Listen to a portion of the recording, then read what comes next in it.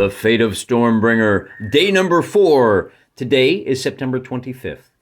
And if you check your moon charts, you will see it is a new moon. It is pitch black. That means chaos is ascendant. Chaos ascendants? Is it what?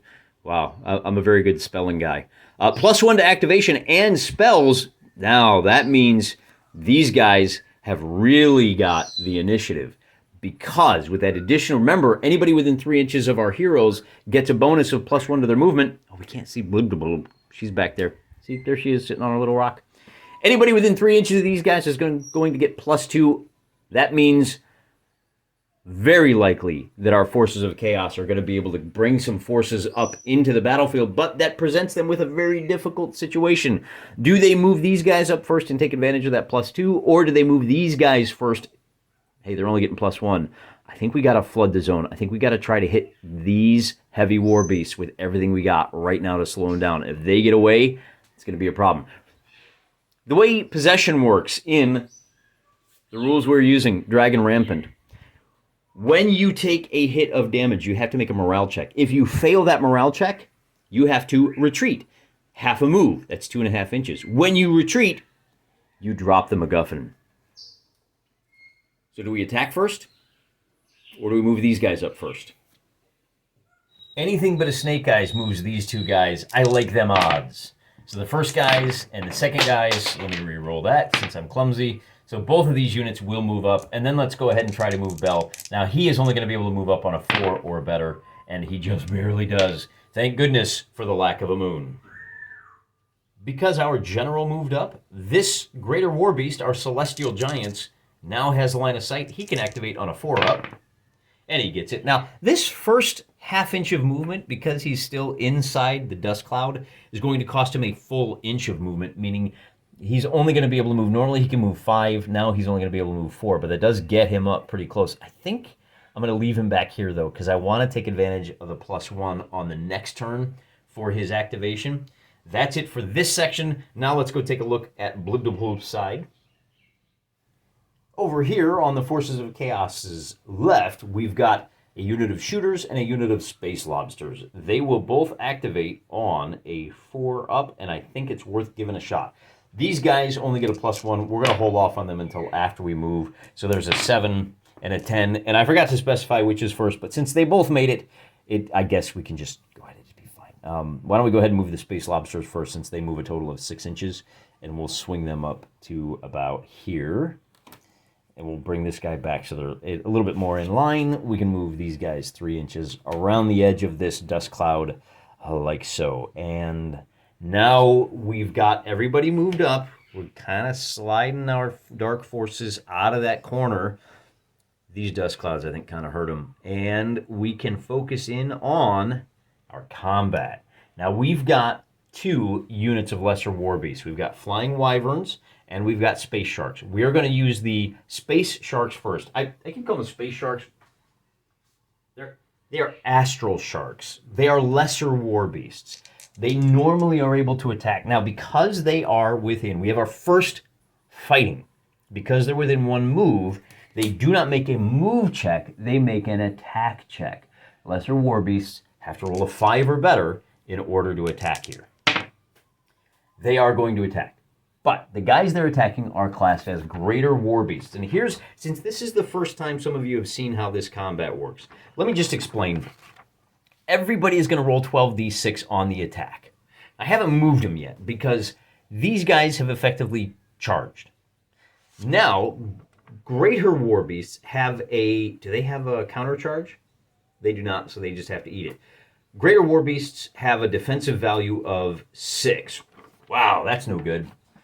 So we're going to roll 12d6 for the defenders. Well, first of all, we'll bring our Astral Sharks into contact, okay?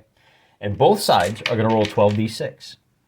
Because the Astral Sharks are on the attack, they have an attack value of Lesser War Beasts attack on a 4 or better. Greater War Beasts defend on a 6 or better. However, we did purchase an upgrade, so these Greater War Beasts now, these War Elephants, will be hitting on 5s instead of 6s. Points well spent. It's part of the reason why we're running like an 80-point versus an 80-point battle. That's huge. Normally, Dragon Rampant is 24 points versus 24 points. I still think this is easier than doing AD&D. Had we done this using the AD&D rules, it would have made for a fun evening for a table full of guys to draw up 3x5 cards for each of these units. And you could sit down and go, oh, well, I've got 100 of these guys. They've got 6 bowmen apiece. So that gives me 600 bow attacks, and they're going to be hitting on, call it 15s. Okay, so I'm hitting 3/4 of the time. That means I'm going to be hitting, or a quarter of the time, 150 hits against these guys. How many damage? I mean, you can do that. You can run the actual numbers and just scratch off how many losses there are for each guy. There's plenty of spells that have an effect here, but because I'm just one guy and I have to worry about like the editing and all this stuff, to simplify things and be able to get this done in real time, we're shifting over and we're using Dragon Rampant. I don't know if I'd mentioned that before. So a little bit of a brief aside, but that's kind of what we're doing and what the thinking is. The other thing you have to be aware of. So these guys are going to be rolling and hitting on 4s. These guys are hitting on 5s. Then you have to look at the armor for these guys. The lesser war beasts, for every 3 hits, they will take a wound. On this side, it's going to take 4 hits in order to do a wound on these guys. So let's go ahead and roll them all. Remember, hitting on 4s, and we're going to put them in groups of 3s. And because these armies are being led and managed by real people in the real world, I'm going to show you all of these dice rolls, and I'm going to try to keep it as above board as possible.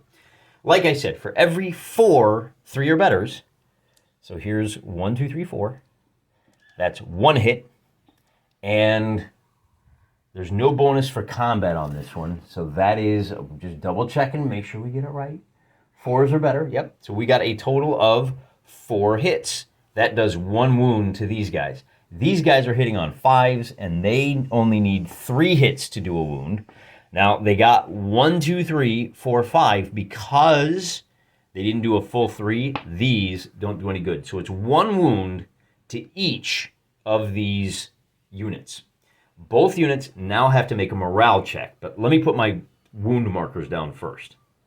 The Greater Warbeasts have a courage of 3+. They are at -1 because of the wound. They are at +1 because Aminar himself is within 6 inches. Anything but a snake eyes, and they pass. With a 10, they succeed. These lesser Warbeasts, not quite as brave. They've got a 4 up, -1. They need to roll a 5 up to stick around. And they do. Because these guys are the attackers, they have to fade back 1.5 inches, which allows these flying wyverns the opportunity to swarm in, and with a 6, they will attack. Are they within 6 inches?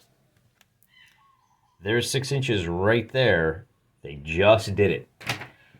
So we'll bring them into position, and we have to do another round. Now, the wyverns are cunning. They're venomous. Now, this is the difference. The wyverns are venomous. So when we roll their 12 dice, every 6 that they roll counts as 2 hits. And once again, it's the 4s are a hit. So there's 4 hits. Oh, I don't think I rolled these 2. So there's 4. So this is 4. Well, we'll just do it like this. There's 4 hits, there's 4 hits, and then we have 2 extra hits that don't do any good. So we've got 2 more hits on the Greater Warbeast. The attack is at the same time, so that means they've taken 3 wounds. Again, our blue dice are going to be hitting on 5s, and they get a total of 1, 2, 3 hits. Well, 4, but because, well, no, they actually got 5 hits, but they need to do 3 to do an actual wound. So 2 hits to 1 hit. So these guys have now taken 2 wounds. And we have to do our morale checks again. We'll move the dice out of the way. And our red guys now, remember lesser warbeasts have a courage of 4+ at -2. They need a 6 or better. Wait, I got that wrong. They're at 4+. They need a 5 or better. And they get it. So all they're good. Well, let's see what happens with these guys. They are now at -3 to their roll because they've taken 3 wounds. But they're at +1 because they still have their god at their side. So they're at a total of -2 to this roll. Normally their courage is 3 or 5. They need to roll a 5 or better to stick around. And with a snake eyes, they are going to become what's called battered. the first thing that happens is they drop the loot. And then they are going to retreat 2.5 inches to about here. And that is going to be interesting. So there you go. The forces of good have now dropped the MacGuffin. And we have to remember where we're at in the turn. It is still the forces of chaos's turn. They have a couple of more guys that they get to move. And it's literally just a couple of guys. We're going to bring up 3 inches if we can. A 6 will move her up. She's elite foot. And then that's going to bring her close enough that these guys get a +1. And they're going to move up as well. Thanks to the power of the dark of the night, they can thank badness. I think I said thank goodness earlier. They should be thanking badness that they did a clean sweep. So I'll move those guys up. But now we have to take a look at the forces of light. The red gem indicates the greater war beasts. Our war elephants are battered. They have to make a morale check. That is all they can do for this turn. The morale check works exactly the way it did after the melee. We rolled 2d6. We are going to subtract 2 or 3 for the wounds and add 1. So with a total courage of 3, they need a 5 or better. A 7 means they are no longer battered. But that is the only activation they can make for this turn. You start with that right out of the gate. The next thing we have to look at is wild charges. Wild charge does not apply here for the sake of completeness. Normally, elite units are required to charge an enemy unit if it's within 5 inches of them. These guys are level-headed. We spent the points for that. They don't have that compulsory move. So with the morale done, the wild charges done, we are on to voluntary moves, and our first voluntary move is to get Mandonio up to grab Stormbringer. He is an elite foot, and he is going to be able to activate move order on a 5 or better. And with a result of a 4, this turn really did not go well for the forces of light. Their turn is over. They are not able to move anyone. With the moon going completely dark, their fortunes have waxed, as has the moon. No, has waned, as has the moon, and we're done with this turn. And it's still anybody's game, but at least we got to get a little bit of combat in. Today is the 25th, so tomorrow is the 26th. Tune in for the next turn in the fate of Stormbringer. Until then, I'm praying for you.